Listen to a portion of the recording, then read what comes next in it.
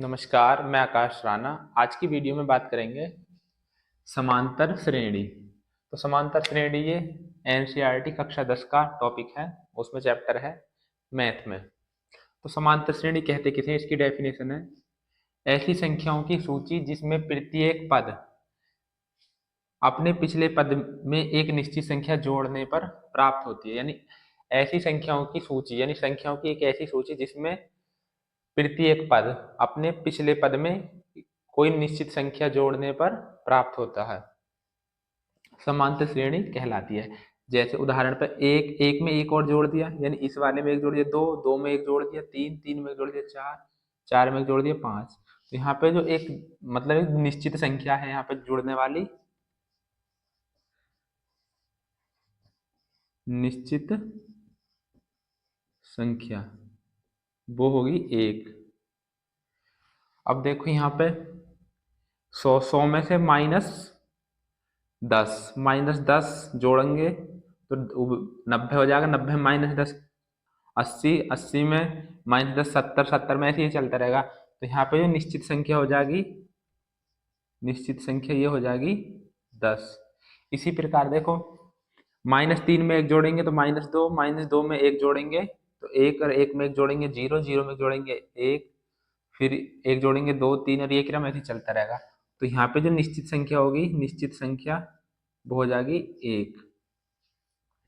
तो इसे कहते हैं समांतर श्रेणी। तो यहाँ पे जो निश्चित संख्याएं आई हैं, जो निश्चित संख्या है इसे कहते हैं, निश्चित संख्या को निश्चित संख्या इसे कहते हैं सर्वांतर। निश्चित संख्या को कहते हैं सर्वांतर, सर्वांतर इसे डिनोट करते हैं डी से।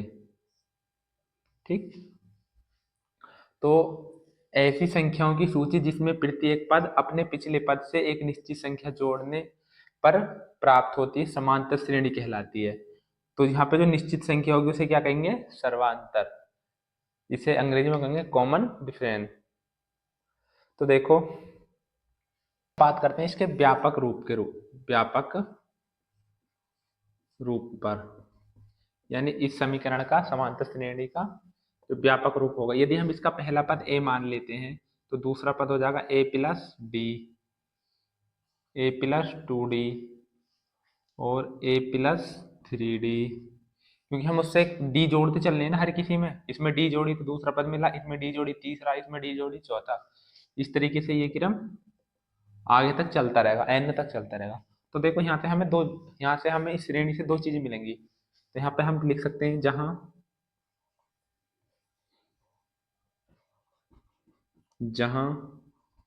a1 बराबर a पहला पद है, पहला पद a1 का मतलब है पहली टर्म, और d बराबर है सर्वांतर, d बराबर है सर्वांतर। तो यहाँ से हमें कुछ सूत्र मिलेंगे, मिलेंगे। तो जो हमें याद रखने, सबसे पहला सूत्र है, यदि हमें इसका कोई सा भी पद निकालना है, पद से पहले हमें d की वैल्यू निकालनी है। तो d की वैल्यू निकालेंगे हम a2 minus a1,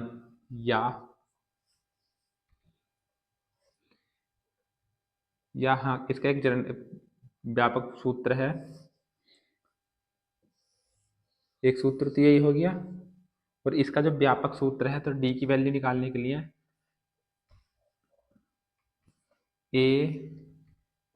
an minus an minus 1।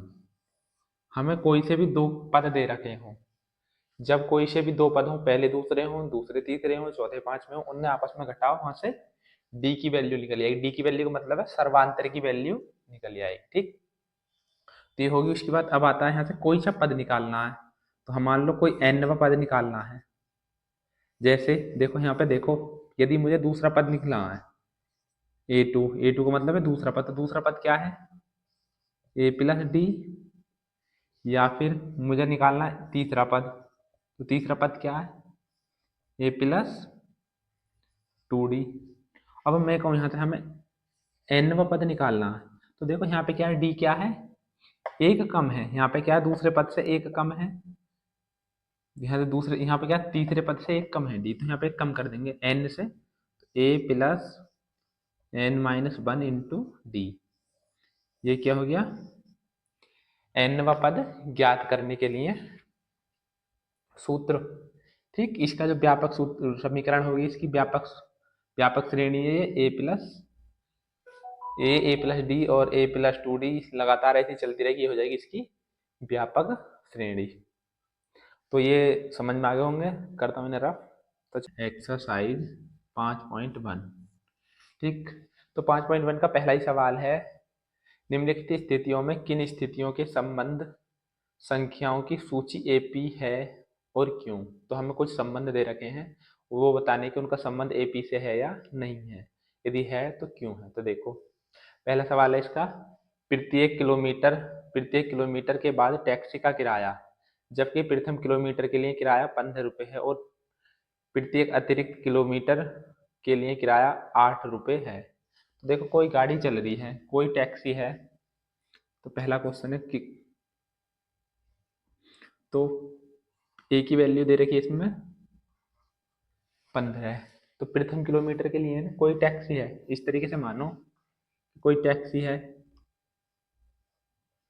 तो शुरू के लिए तो है इसका वैल्यू 15, उसके बाद इसकी वैल्यू 8 रुपये, जब अगला किलोमीटर लगेगा तो 8 रुपये और अतिरिक्त लगेंगे, तो 8 15 प्लस 8 इतने चले, तो यानी ये हो गए 23, 15 8 23। अब जैसे ही वो अगला किलोमीटर और चलेंगे तो फिर इस 23 में 8 रुपये और ऐड हो जाएंगे, तो हो जाएंगे 31। इसी तरीके से ये क्रम आगे तक चलता रहेगा। ठीक, तो हमें डी की वैल्यू सबसे पहले क्या चाहिए, हमें चेक करना है कि ये समांतर श्रेणी है या नहीं है। तो समांतर श्रेणी के लिए क्या चाहिए हमें, दो तीन टर्म्स में, दो तीन जगह हमें सर्वांतर चेक कर लो कि सभी जगह सर्वांतर समान है या नहीं। तो देखो, और इसमें आगे पर लिख लेता हूं मैं दो चार।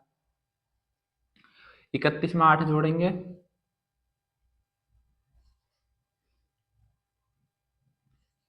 39, 39 में 8 जोड़ेंगे, 47।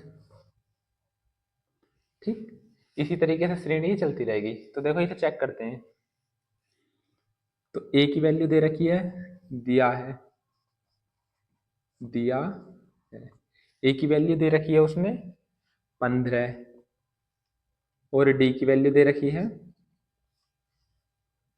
8। ये चीजें दे रखी हैं सवाल में। तो A1 निकाला हमने, A1 आया था 15, 15 कैसा आया कि इसे जोड़ लो 15। इसी प्रकार A2 आया था 23, A3 आया था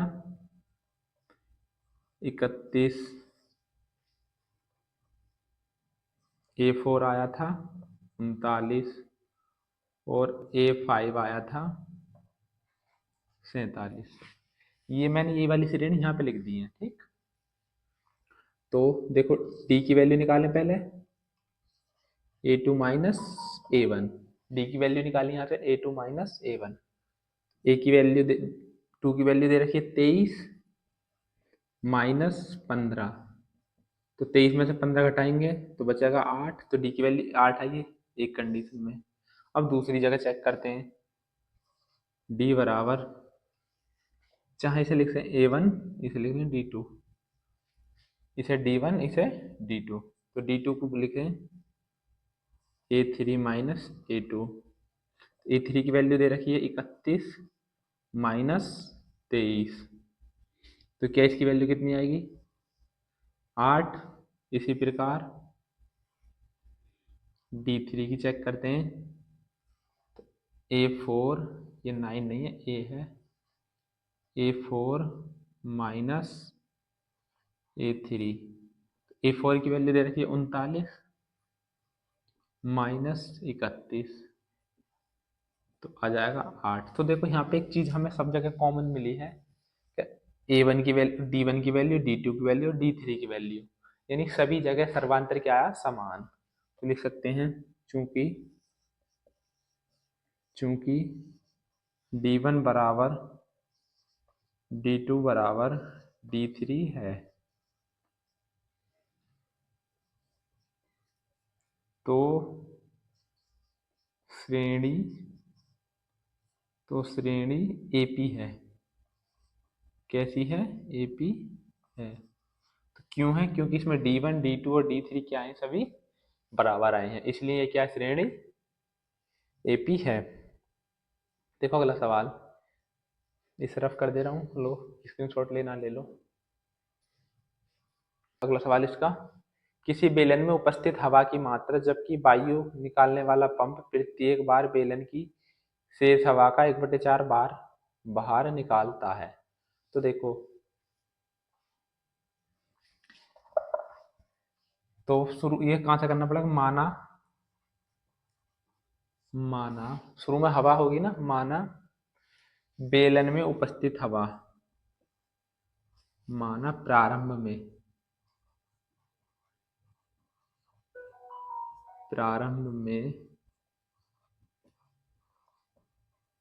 बेलन में हवा, तो बेलन में हवा मान ली, एक ही मान लेते हैं।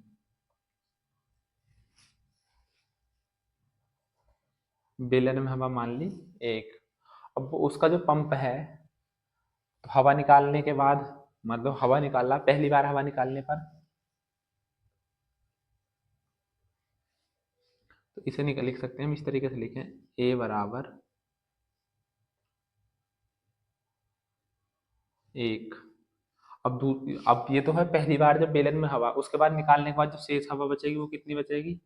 ए टू, ए टू की वैल्यू आएगी ना दूसरी टर्म की, तो दूसरी टर्म की वैल्यू होगी इसमें 1/, अब एक तो इसमें थी, उसका 1/4 निकल गई, तो घट जाएगी, तो बची कितनी?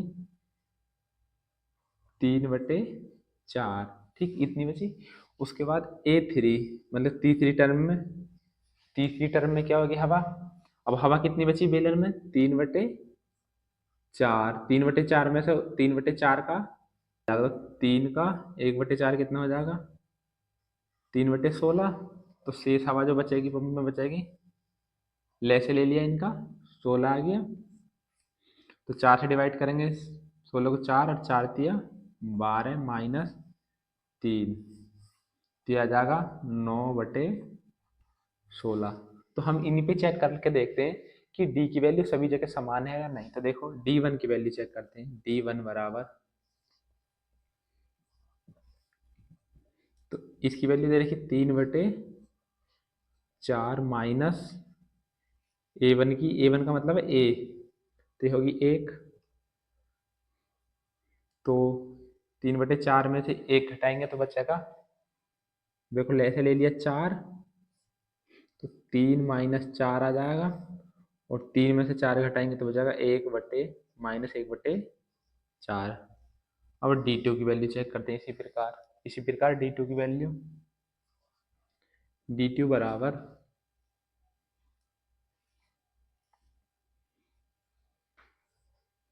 3 - 2, 9/16 माइनस 3/4।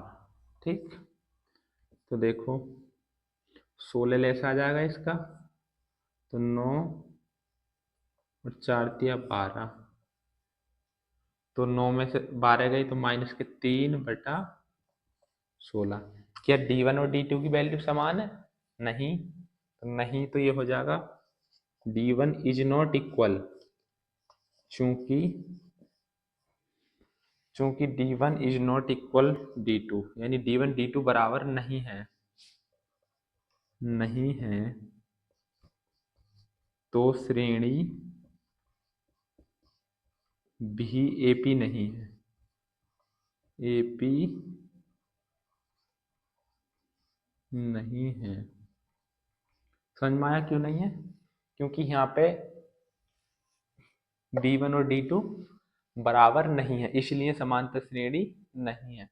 देखो इसका तीसरा, प्रत्येक मीटर की खुदाई के बाद एक कुआं खोदने में आई लागत, जबकि प्रथम मीटर खुदाई की लागत 150 है और बाद में प्रत्येक मीटर खुदाई की लागत 50 रुपए बढ़ती जाती है। ठीक, कि प्रत्येक मीटर खुदाई, देखो 1 मीटर खुदाई करेगी इसने, तो इसे कहते हैं हम A1 या ए।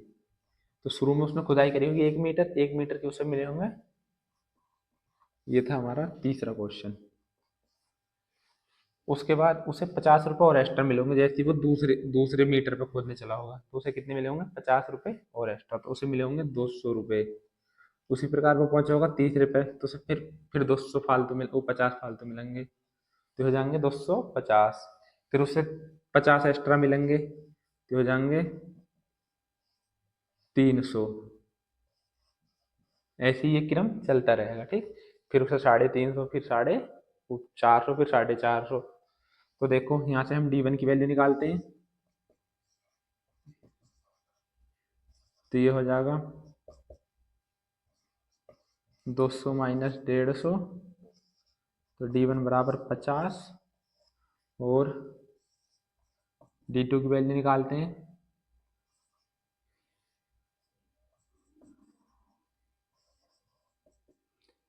E3 की वैल्यू 250 माइनस 200, तो D2 की वैल्यू हो जाएगी 50। इसी प्रकार D3 की भी चेक कर लेते हैं लोग।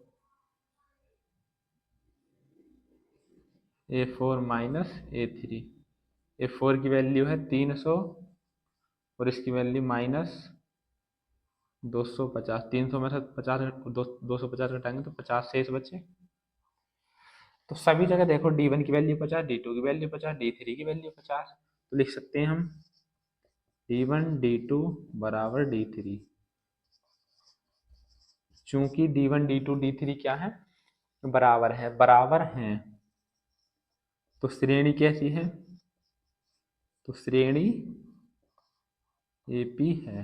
अब देखो चौथा सवाल, एक खाते में प्रत्येक वर्ष का मिश्र धन, जबकि 10,000 की राशि 8% वार्षिक की दर से चक्रवृद्धि ब्याज पर जमा की जाती है।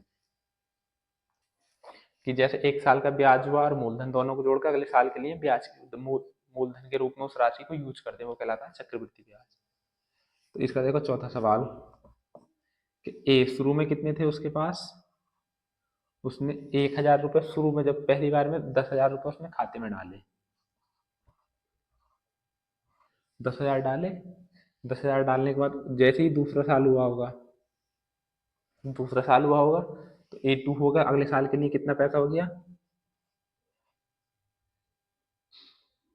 10,000 तो यही हो गए, प्लस 10,000 पे जो ब्याज आया होगा, ब्याज कितना आया होगा, ब्याज का फॉर्मूला होता है ब्याज बराबर मूलधन गुणा दर गुणा समय बटे 100, ये होता है ब्याज का फॉर्मूला। तो ब्याज कितना आया होगा उसके पास, मूलधन था 10,000 गुणा दर थी उसके पास 8% की, और समय कितना हुआ, 1 साल, 1 साल बटे 100, तो डिवाइड कर दिया तो हो जाएगा 10,000 प्लस 100 गुणा 8 यानी 800, तो हो जाएगा 10,800। यानी दूसरे साल के लिए ये पैसे हो गए। अब ये पैसे क्या हुए, मूलधन बने, तीसरे साल के लिए मूलधन बने। तो शुरू में इसके पास अब मूलधन कितना है, प्लस, अब ब्याज लेगा इस पैसे पे, तो ब्याज लेगा 800 गुणा 8 की दर से, फिर 1 साल के लिए, अगले अगले वाले 1 साल के लिए गुणा 100, तो यहाँ से वैल्यू निकल के आएगी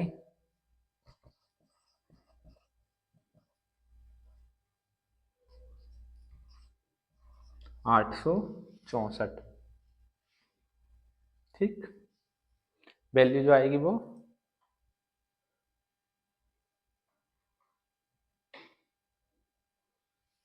देखो, रिंग लाइट बंद हो गई थी, 10,864, इन्हें जोड़ेंगे तो हो जाएगा 64, 8,816 यानी 11,664 नेक्स्ट ईयर के लिए। इसी प्रकार चौथे साल के लिए तो हम इन 3 जगह चेक करके देख लेते हैं इन्हें। देखो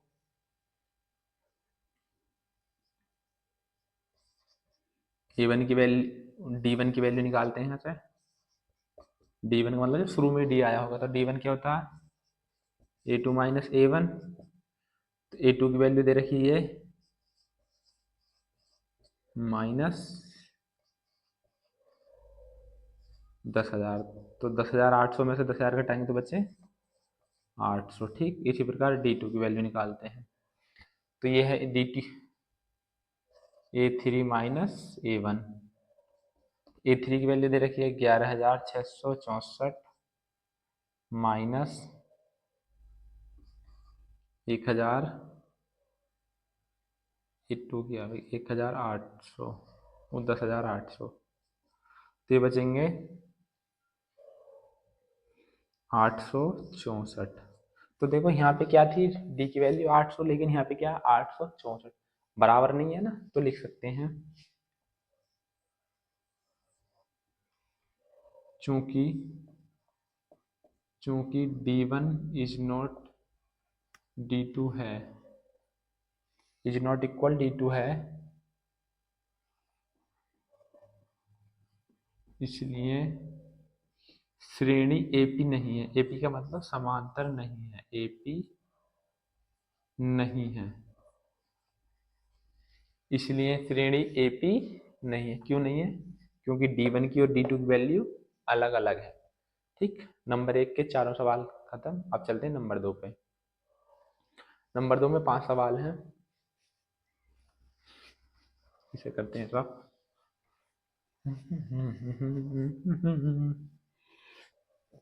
चांद के पार चलो।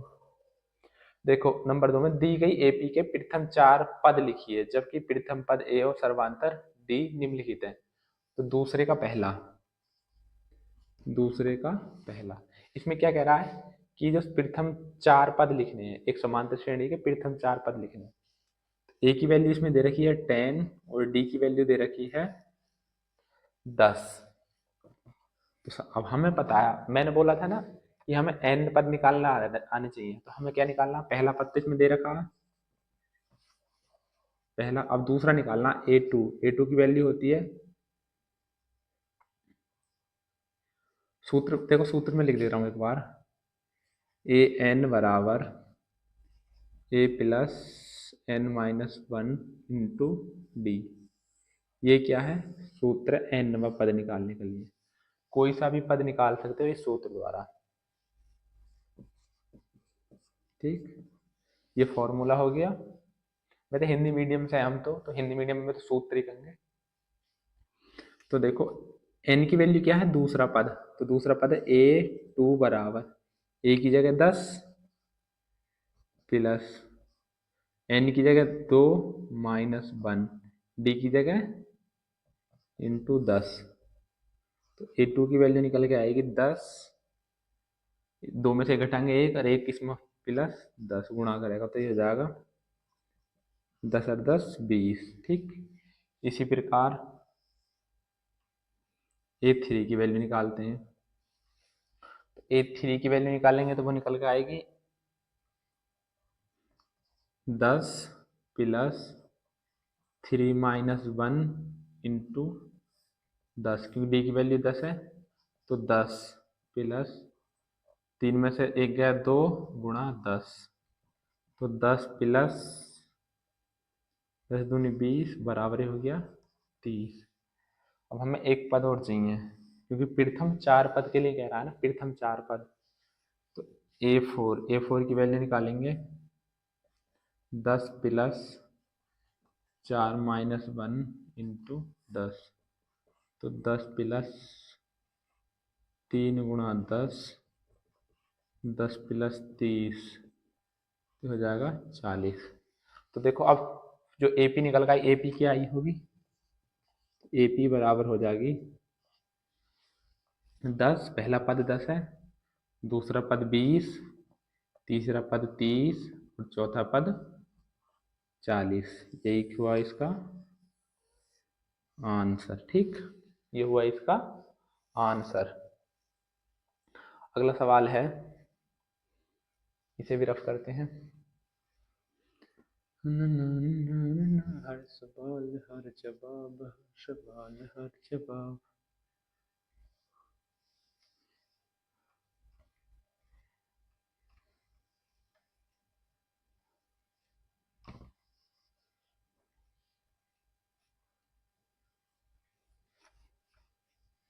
देखो अगला सवाल है, ए की वैल्यू दे रखी है -2, ए की वैल्यू -2 और डी की वैल्यू दे रखी है 0। तो करते हैं, देखो सूत्र यही है, ए की वैल्यू -2 प्लस दूसरा पद निकालेंगे तो 2 - 1 इंटू 0 इंटू 0, तो हो जाएगा -2 और 2 इसकी 1 की गुणा 0 में करेंगे तो 0 ही आएगा, तो इसकी वैल्यू हो जाएगी -2। अब इसी प्रकार इसे निकालते हैं, तो -2 प्लस 3 - 1 इंटू 0, तो 0 है तो इसे 0 कर देगा तो ये जाएगा -2। इसी प्रकार A4 निकालेंगे तो -2 प्लस 4 - 1 इंटू 0 तो बराबर -2, क्योंकि तो इसकी वैल्यू पूरी 0 हो जाएगी, 4 - 1 की वैल्यू 0, तो जो AP निकल के आएगी वो AP आएगी, AP निकल के आएगी -2, पहला पद ये हो गया, दूसरा पद भी यही हो गया, तीसरा पद भी यही हो गया और चौथा पद भी यही हो गया। ये क्या निकल के आएगी AP। AP क्यों आई है? क्योंकि इसमें D क्या है 0, इसमें भी 0 जोड़े। अब यहाँ पे एक चीज ध्यान रखनी है कि जो D की वैल्यू है, सर्वांतर की वैल्यू, वो प्लस में भी हो सकती है, माइनस में भी हो सकती है और 0 भी हो सकती है। यानी D की वैल्यू इनमें से कुछ भी हो सकती है, प्लस की संख्या भी हो सकती है, माइनस की भी हो सकती है और 0 भी हो सकती है। तो इसे करते हैं रफ।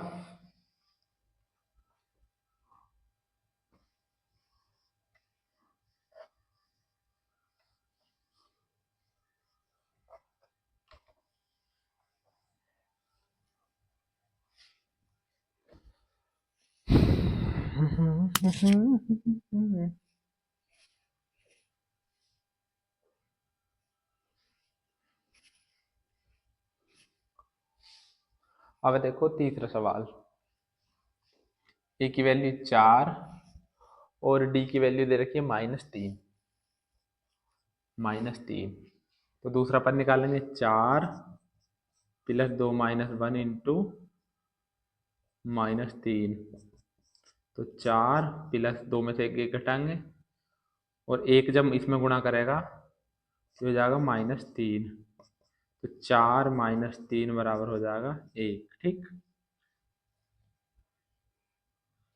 अब इसी प्रकार अगला निकालते हैं, दूसरा तीसरा, तो तीसरा आ जाएगा 4 प्लस 3 - 1 इंटू 3, तो हो जाएगा 4 प्लस 2 गुणा -3,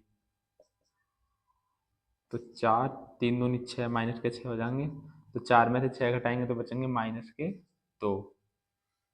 ठीक, अब इसी प्रकार चौथा, 4 प्लस 4 - 1 इंटू -3, तो 4 प्लस 3 गुणा -3, तो 4 -3 दिया 9, तो हो जाएगा -5। तो जो AP निकल के आएगी, AP आएगी 4 1 -2 -5, क्योंकि प्रथम 4 पद ही पूछा है। ठीक, अब देखो अगला चौथा है, इसे रफ कर दें।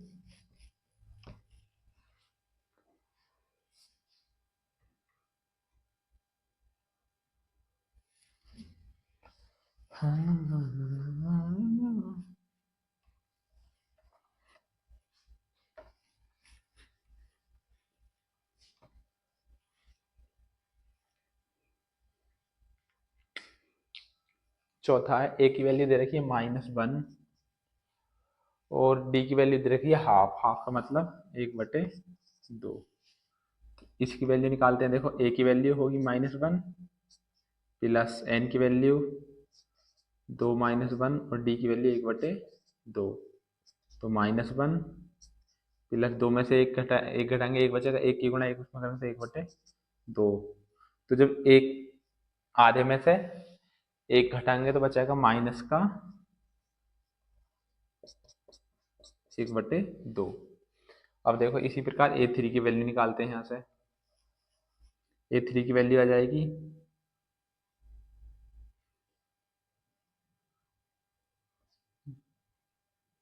1 प्लस 3 -1 इंटू 1/2।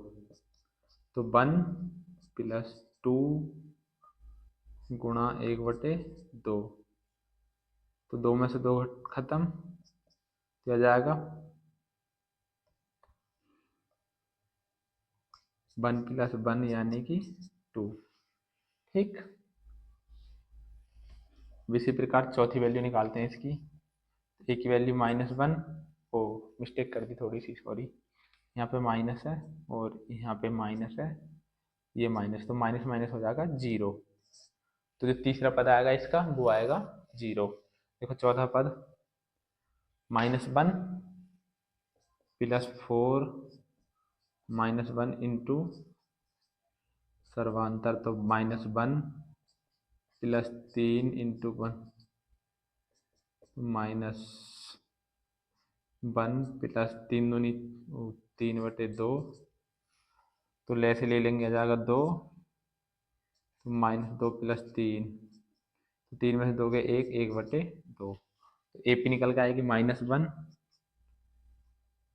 -1/2, 0 और 1/2। ये क्या हुई इसकी समांतर श्रेणी। तो देखो इसे करते हैं रफ। अब करते हैं पांचवा क्वेश्चन। तो पांचवा प्रश्न है,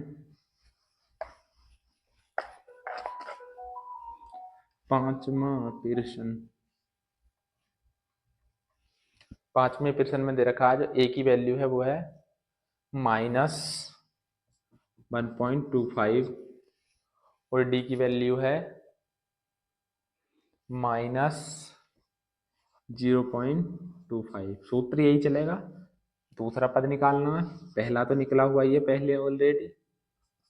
ए की वैल्यू हो जाएगी -1.25 प्लस एन की वैल्यू हो जाएगी 2 -1, डी की वैल्यू हो जाएगी -0.25। ठीक।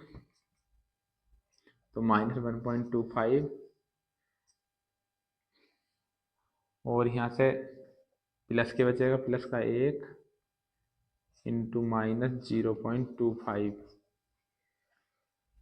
तो बराबर -1.25 प्लस माइनस माइनस 0.25। इन्हें जोड़ेंगे तो हो जाएगा 1-1.50। ठीक। अब देखो अगला तीसरा पद A3 बराबर -1.25 प्लस 3 -1 और -2 सॉरी 0.25। तो -1.25 प्लस 2 इंटू -0.25।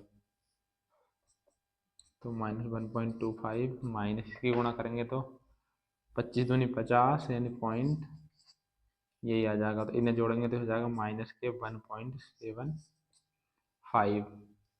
तीसरी वैल्यू आ गई। अब देखो चौथी वैल्यू निकालते हैं यहाँ से। A4 की वैल्यू A4 की वैल्यू -1.25 प्लस 4 -1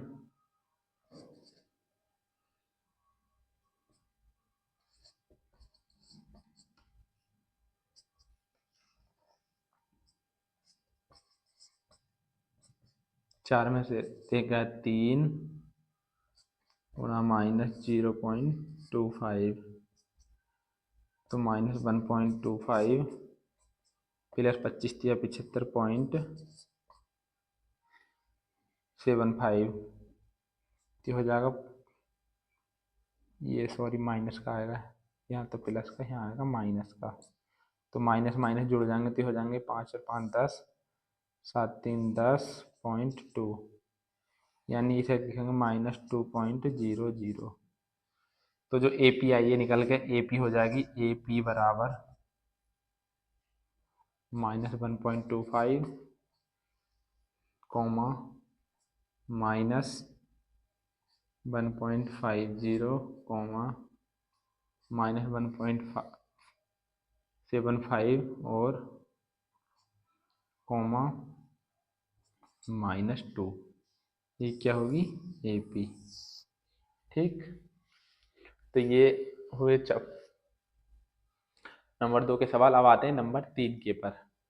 तो नंबर 3 के हैं कि एपी दे रखी है, निम्नलिखित में से प्रत्येक एपी के लिए प्रथम पद और सर्वांतर ज्ञात कीजिए। एक समांतर श्रेणी दे रखी है, वहां से डी की वैल्यू निकालनी है और ए की वैल्यू निकालनी है। इसे करते हैं रफ, देखो।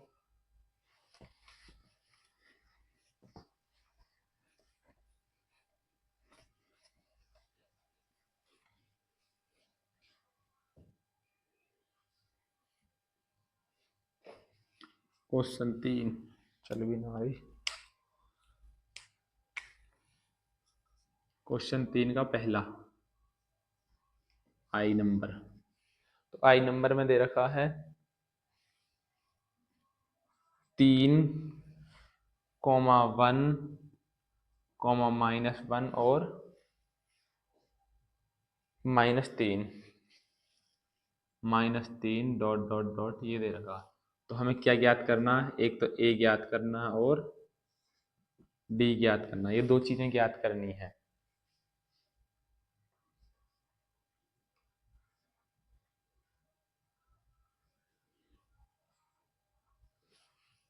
तो देखो ए तो दे ही रखा है इसमें, ए बराबर 3, पहला पद ही ए होता है, और क्या ज्ञात करना है हमें, डी। तो डी बराबर होगा A1, तो 1 -3, तो घटाएंगे तो आ जाएगा -2। तो डी की वैल्यू भी क्या आ गई, ये आ गई। देखो अब इसका दूसरा सवाल, इसमें दे रखा -5, -1 3 और 7, -5 -3 और 1 नहीं 3 7, 3 7। एक एपी दे रखी है, क्या दे रखी है, ये भी एपी दे रखी है, एपी। और ये भी क्या थी, एपी। ये सवाल कह रहा है कि ये एपी है, ये एपी है। सवाल कह रहा है कि एपी है। तो देखो एपी है, तो ए की वैल्यू तो यहाँ से आ जाएगी -5, और डी पूछा तो डी बराबर होता है, तो दूसरा पद हो गया -3 माइनस ये हो जाएगा -5, तो -3 माइनस माइनस प्लस, तो डी की वैल्यू आ जाएगी 5 में से 3 के 2, डी की वैल्यू निकल गई यहाँ से 2। देखो तीसरा सवाल, तीसरा सवाल है, चलो इन्हें रफ कर दे रहा हूँ, पहले ऊपर से कराता हूँ।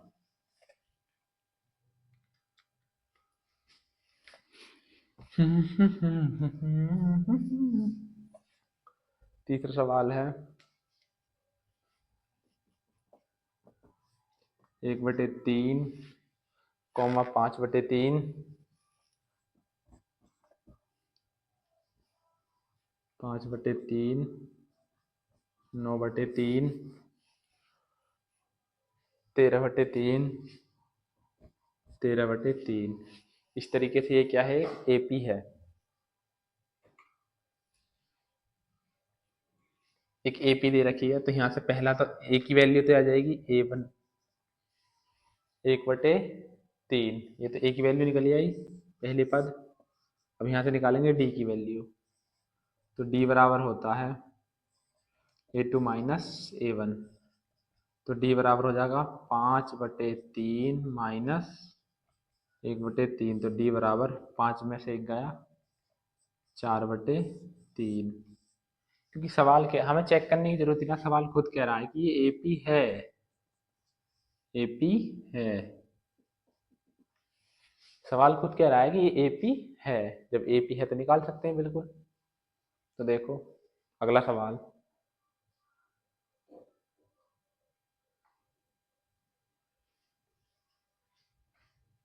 देखो अगला सवाल है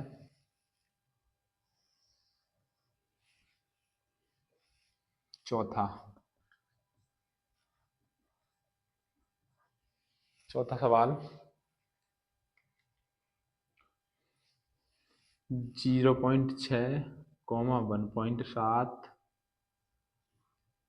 और 2.8 और 3.9 या 9,